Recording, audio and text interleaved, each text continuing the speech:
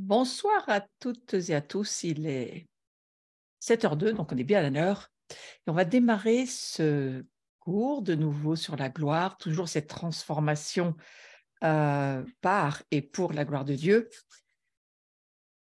Et nous allons aller directement sur l'idée, en fait, j'ai beaucoup abordé le cours dernier, les obstacles en termes de ce qui empêche la gloire de Dieu ou ce qui pourrait faire que la gloire de Dieu ne n'a vraiment pas, j'ai presque envie de dire que Dieu n'a pas le désir de venir lorsqu'il se trouve dans notre vie ou du contrôle ou forme de sorcellerie, ce que j'ai expliqué la fois dernière, avec toute cette forme de légalisme qui peut y avoir dans nos vies et qu'il faut bien sûr arriver à discerner, c'est pas toujours facile. Et la question qui avait été posée sur le cours dernier, c'était est-ce que nous produisons du fruit ou de la religion? C'est une question qui n'est pas facile.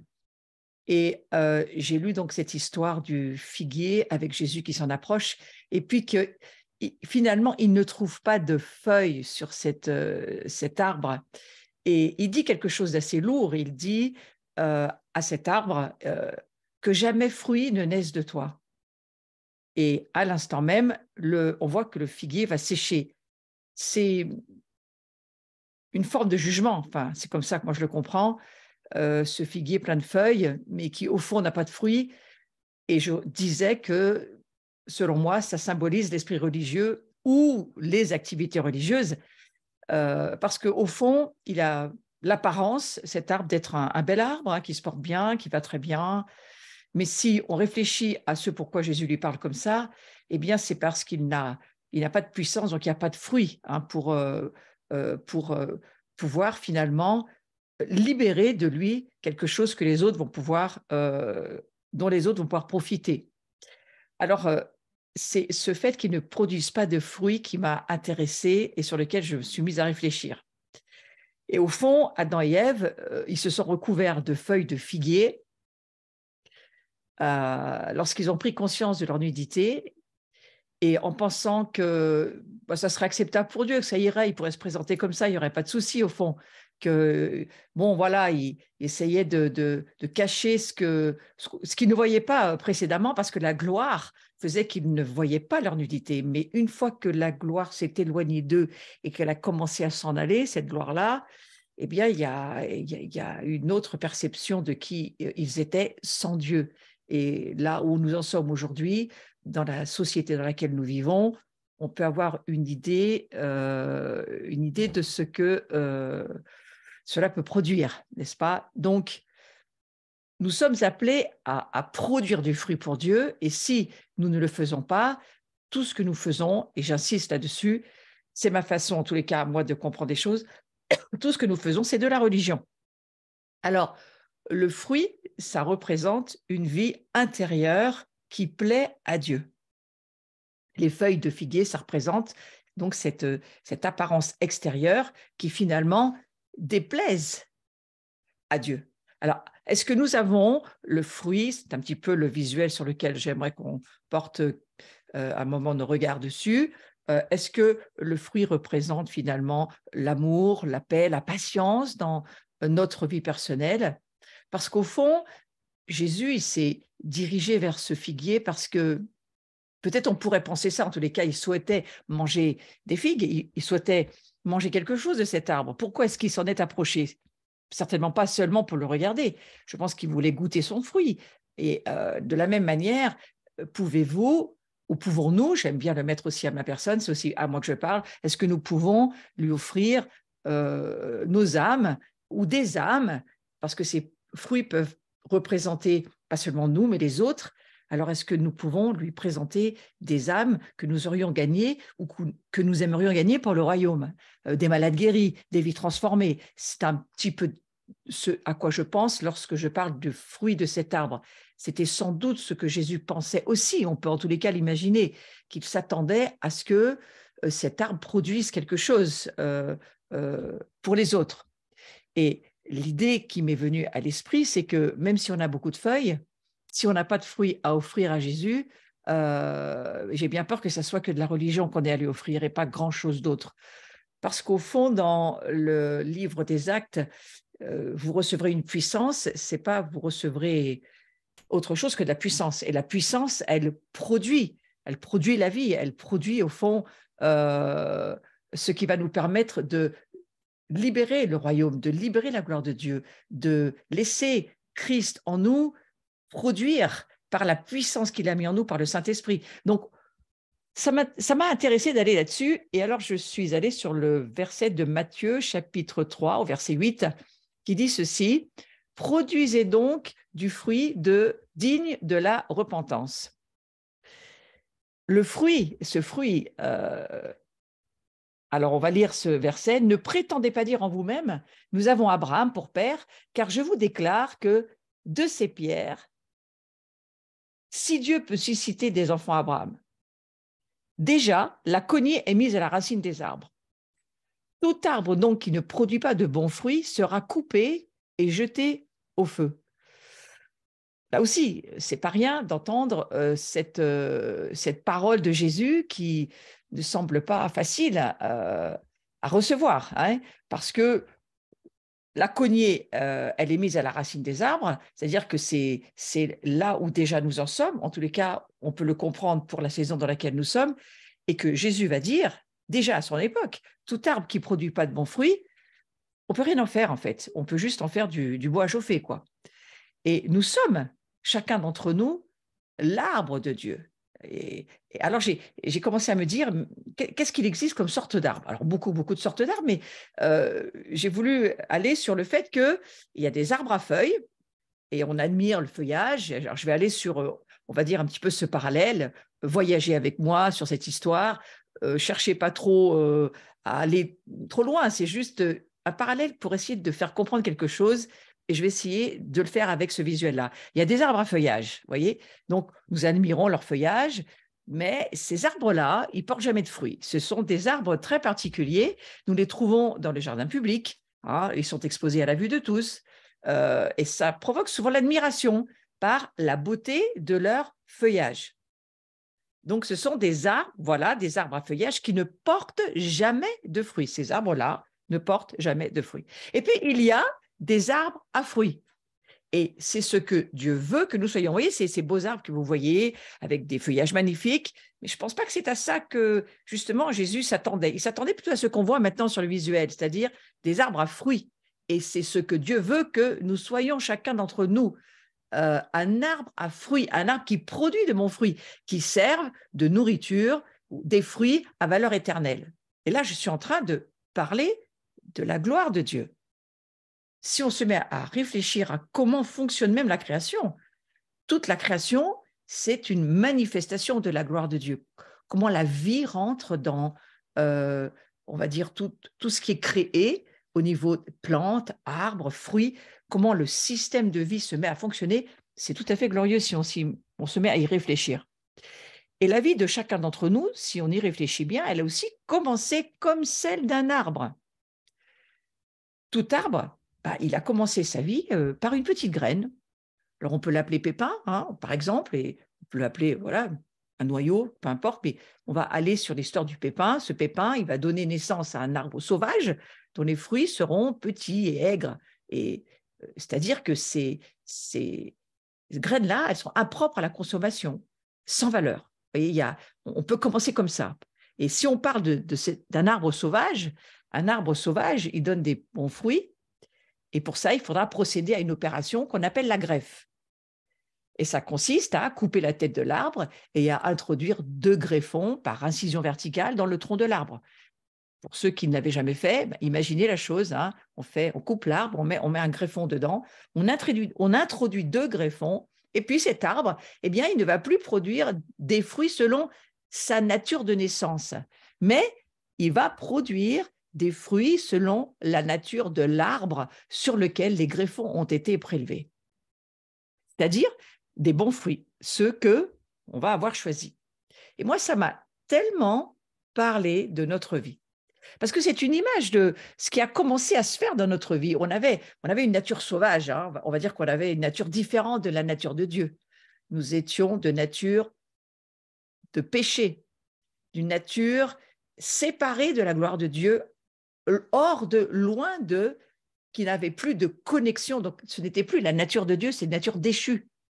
Un peu comme cette nature sauvage, de cet arbre sauvage. Et puis, cette nature, il fallait la mettre à mort, comme l'arbre dont on a coupé la tête. En fait, il faut le mettre à mort. Et nous devions mourir à nous-mêmes comme cet arbre pour recevoir un greffon de la nature de Dieu. C'est-à-dire, ce greffon, pour moi, il s'appelle Jésus-Christ. Hein. C'est lui. Nous allons nous-mêmes être en Christ et lui en nous. Et il devient, en fait, pour nous, il devient ce greffon qui va faire que nous allons porter non plus des fruits de nous, de là où nous venons, de notre ancienne nature qui n'existe du reste plus, mais nous allons porter du fruit de la nouvelle nature, cette nature de gloire.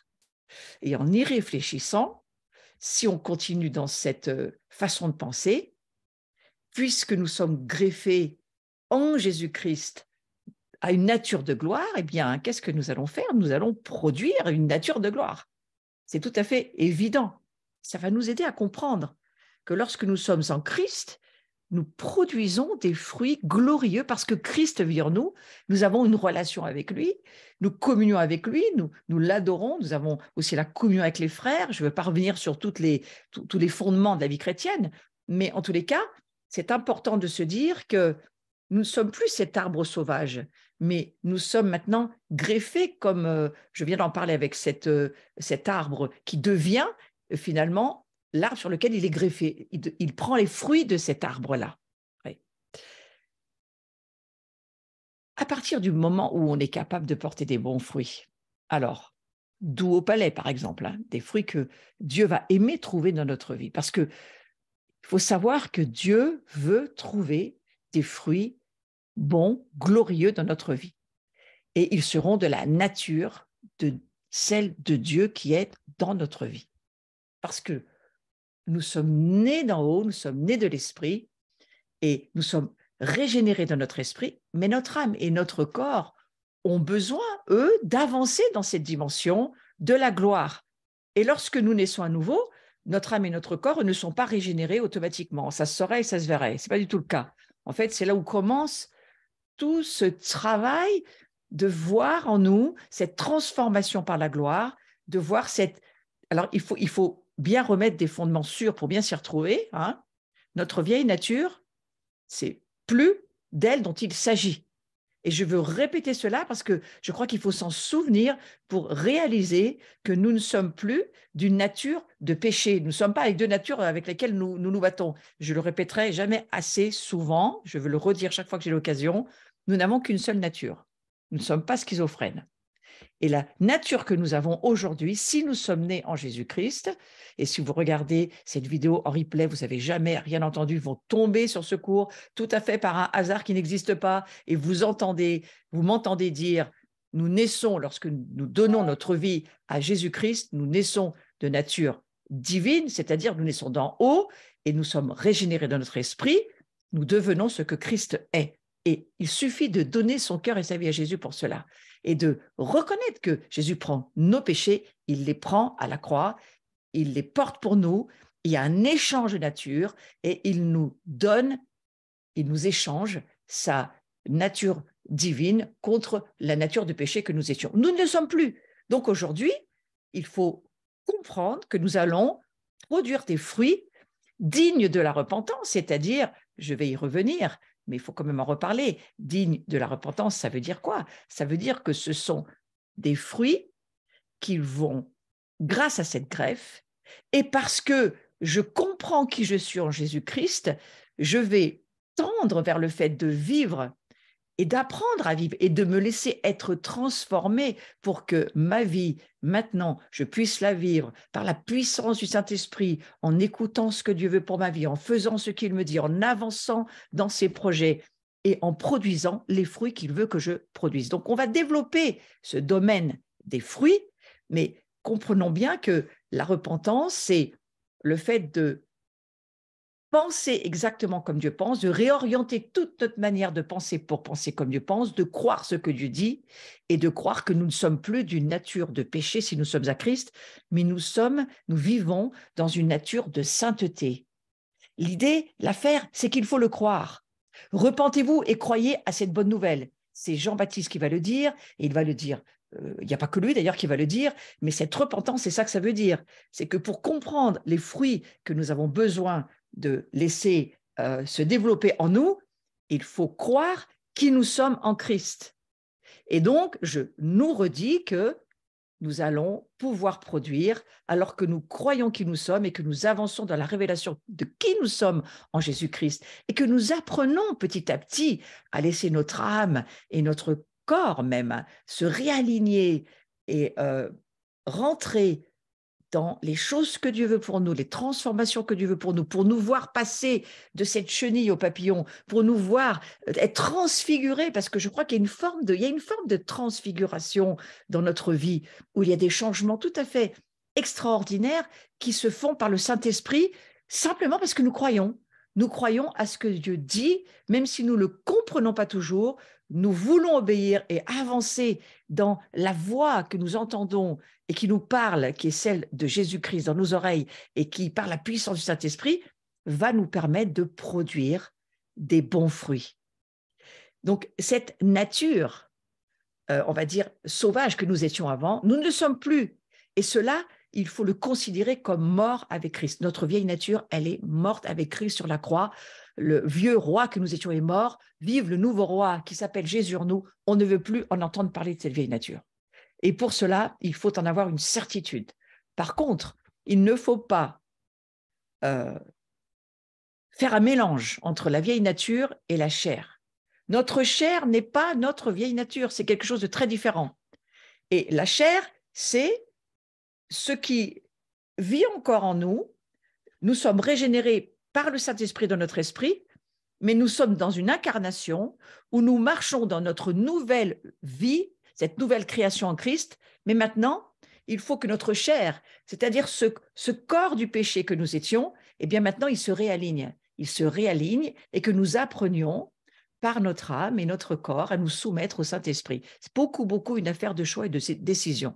Donc, ce que j'aimerais nous dire dans cette première partie de cet enseignement sur la transformation par la gloire, c'est que c'est un choix. Nous avons à choisir si nous voulons vraiment croire ce que Dieu dit et nous voulons vraiment choisir de porter des bons fruits. C'est un choix. Il faut le désirer, il faut vouloir porter ces fruits dignes de la repentance, c'est-à-dire dignes de croire par la foi que ce que Dieu dit, c'est vrai, que nous sommes qui il dit que nous sommes et que nous allons pouvoir le faire. Alors Dieu, il veut trouver des bons fruits dans notre vie et il l'exige parce que il a tout fait pour ça. Il a tout donné. Il a donné son Fils. Il nous a envoyé le Saint-Esprit qui vit dans notre vie, sur notre vie.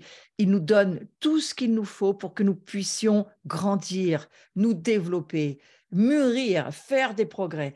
Dieu est très intéressé par le fait que nous grandissions et que nous arrivions à une forme de maturité. Je crois comme un parent qui élève ses enfants, Dieu est vraiment intéressé par cela. Il est intéressé de nous voir mûrir, c'est-à-dire marcher sur le chemin de la perfection qu'il a prévu pour nous par la puissance du Saint-Esprit et par le fait que nous comprenons par la foi qui nous sommes en Jésus-Christ. C'est un travail, je crois, de toute une vie. Ça ne se fait pas en quelques minutes, mais il faut bien commencer. Donc, nous commençons. Alors, voilà ce que nous dit Matthieu chapitre 7, versets 16 à 20. Je vais lire juste un verset. Vous les reconnaîtrez à leurs fruits. Cueille-t-on des raisins sur des épines ou des figues sur des chardons? C'est une question que Jésus pose et il dit, voilà, comment est-ce que nous allons reconnaître les bons arbres? Eh bien, nous allons les reconnaître à leurs fruits. De même, Matthieu 12 au verset 33 nous dit ceci, ou dites que l'arbre est bon et que son fruit est bon, ou dites que l'arbre est mauvais et que son fruit est mauvais, car on connaît l'arbre par le fruit. Donc, on reconnaît les bons arbres aux fruits qu'ils portent. Tout bon arbre porte de bons fruits, mais le mauvais arbre, lui, il porte de mauvais fruits. Donc, c'est très simple. Un bon arbre ne peut pas porter de mauvais fruits. Mais un mauvais arbre, porter de bons fruits, c'est impossible. Tout arbre qui ne porte pas de bons fruits, Jésus l'a dit, on l'a lu tout à l'heure, il est coupé, il est mis au feu. Donc il y a quand même un avertissement auquel il faut faire attention. Est-ce que l'arbre que je suis porte de bons fruits ou est-ce que l'arbre que je suis, s'il ne porte pas des bons fruits, il porte des mauvais fruits. Et s'il porte des mauvais fruits, c'est que je ne suis pas un bon arbre, c'est que je suis un mauvais arbre.